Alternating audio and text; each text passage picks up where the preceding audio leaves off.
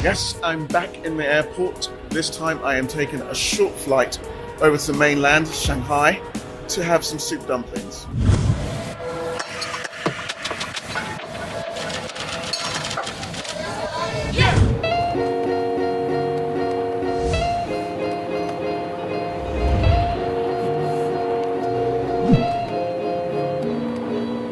So starting the day with a quick cup of coffee. The agenda for today is to first of all pick up a new pair of kicks and then get started with hunting a store that does the Shanghai famous Xiaolongbao, the soup dumplings. There's just one problem. It's raining outside and I was hoping to just take a leisurely stroll through the French concession. Not going to happen now, is it? When I used to live in Shanghai, people would ask me all the time when they knew I was from London, "Oh, London, doesn't it rain all the time?" I'm like, you know what? It actually rains much more in Shanghai than it does in London. Over double yearly rainfall here. And there are more days of rainfall in Shanghai than there is in London.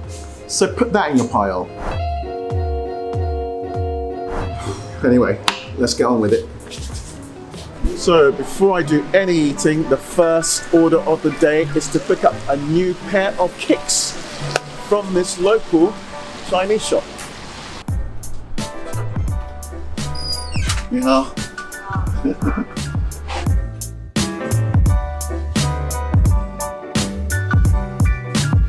那你们觉得？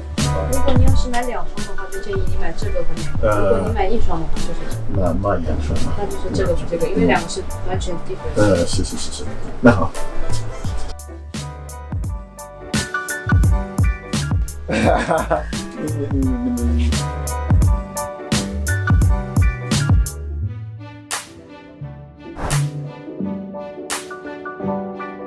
So I've come to a newly opened food district in Nanjing Lu, which is right in the city centre of Shanghai. I've managed to find some fancy bakeries, a White Castle, Haagen-Dazs, even Taco Bells, but nowhere seems to do the famous Shanghai Xiaolongbao. So I think I'm going to have to try and go somewhere a little bit more local. Oh, it's still raining.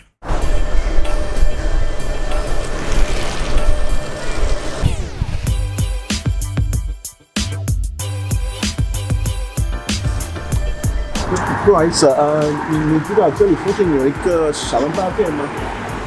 Sorry, do you speak English? Oh, sorry, mate. I'm looking for a place to have Xiaolongbao. Oh, yeah, I think that way, and then to the right. Oh, thanks. Yeah, all right, no problem. Okay, so we found the store. It's lunchtime, it's super busy inside, so I thought I'd give a quick introduction before we go in. For those who don't know Xiaolongbao is, it's essentially this soup dumplings, and really good Xiaolongbao, which I heard this place has, should have a very, very thin skin, and inside you've got the meat, normally pork, and then this delicious Moorish soup, and it's normally served with some vinegar. So we're going to try, because I've heard this is the best place in this area of Shanghai to get some Xiaolongbao. Let's go in.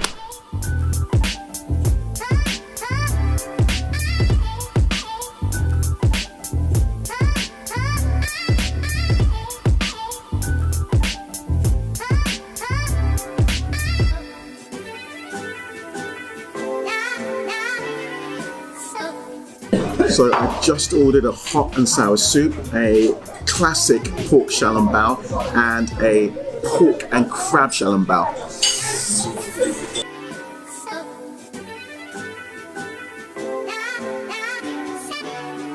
So there is an art to eating xiaolongbao. I guess different people have different ways of eating. I like to dip it in vinegar, bite in and suck out some of the soup, dip it back in the vinegar. That is honestly glorious. It's amazing. Heaven, I'm in heaven. That was the crab and pork, which is just frankly amazing. I'm going to try just the standard normal pork now. Okay, now for the traditional pork xiaolongbao. Honestly, there's just something amazing about xiaolongbao, a really good xiaolongbao, that it's hard to get over on the camera. You have to try it yourself. Just something about having these little packets of tasty meat and soup all together. It just hits you in one go, and especially the vinegar as well adds this kind of tartness. Take a break from the Xiaolongbao, and I'm going to try some of the hot and sour soup. It's quite an unusual flavour. It really is this sourness first, with I guess a lot of the vinegar, and then this kind of heat that comes off the back of it. The vinegar does really make it more Moorish.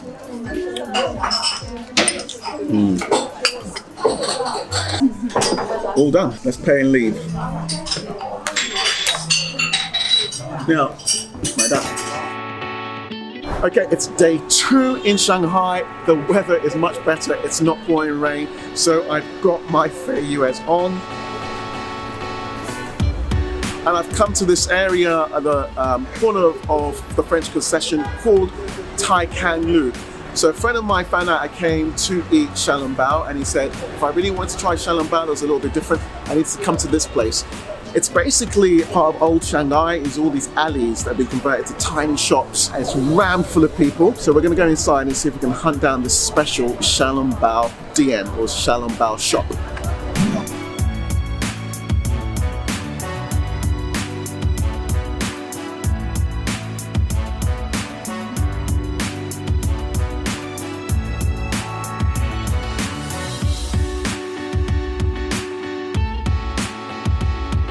This is Xiaolongbao. 对，把豆啊，不点高豆花，换一个，换一个，换一个，蟹黄的，蟹黄的，好贵啊！你们这个呢？这个25，对，可以吸的。那这个 ，OK， Tangbao. So actually, I was wrong. I was calling them Xiaolongbao, these giant ones. It's actually Tangbao. It's just a big soup ball. I love that like China. You can pay everything by your phone. So let's scan. Okay, so I've got the Tangbao. It's not Xiaolongbao. It's a big version. So it's just full of soup. I don't know if there's any meat. Okay, so I found a quiet corner to come and try some of this soup dumpling. That's really good. Tiny bits of meat inside, but it's mainly just a really lovely thick soup.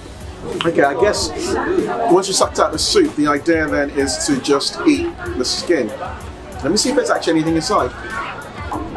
There's a tiny bit of meat. That's good. That's really good. It's just a mix of crab and pork together. There's a tiny bit of meat, and then the rest of the thing was filled with this delicious, delicious soup. Really nice. I don't like the skin as much, though, I have to say, as the little Xiaolongbao. It's just a bit thick and chewy. It might be because it's been sat steaming for quite a while, but I think I do prefer overall the Xiaolongbao, where it's just a mouthful, skin, thin, nice bit of meat, lovely amount of soup all together. It feels more balanced. But this was an interesting experience.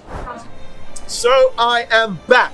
I have been to Lviv and the Carpathian Mountains in Ukraine, as well as Shanghai on the mainland of China. And I've eaten lots of soupy things.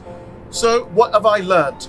Well, the first thing is that I've been really surprised by how much acidity and sourness is a feature of the soups that I've eaten there. So borscht is traditionally a sour soup. And then that sourness is heightened by the addition of the sour cream. And then, of course, in Shanghai, I had that hot and sour soup.